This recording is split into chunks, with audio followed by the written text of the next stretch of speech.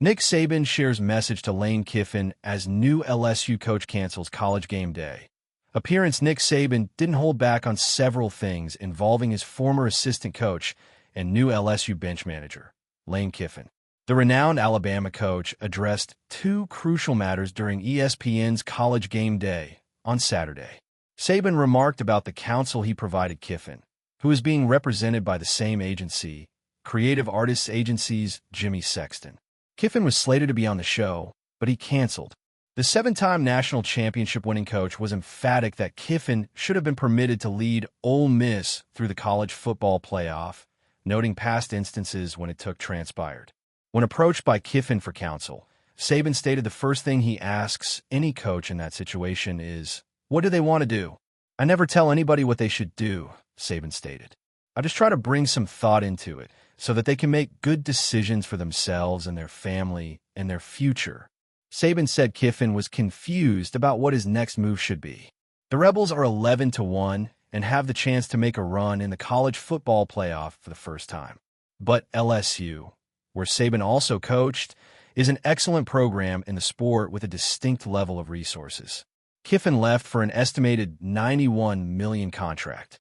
"I think this is a difficult circumstance to be in," Saban stated. "I've been in this situation before where you finish the season, you want to stay with your team, you want to coach them, whether it's in the ball game or the playoffs or whatever it is, but you feel like you owe it to yourself and your family to at least look at other opportunities and consider them and see if they think that's a better situation for you in the future. And based on the way the calendar is, that never goes together correctly." Kiffin stated he wanted to coach Ole Miss in the playoff, a request that was not granted. Offensive coordinator Charlie Weiss Jr. has been permitted to finish the year with the Rebels before joining Kiffin's staff with the Tigers.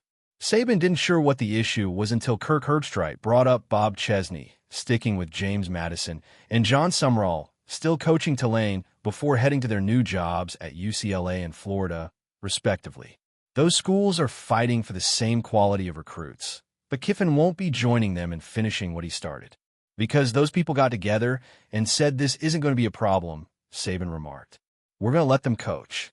He emphasized that he always gave his assistant coaches leaving for head positions clear expectations of what he wanted, noting Kirby Smart quitting for rival Georgia in 2016 with Alabama in the national title game.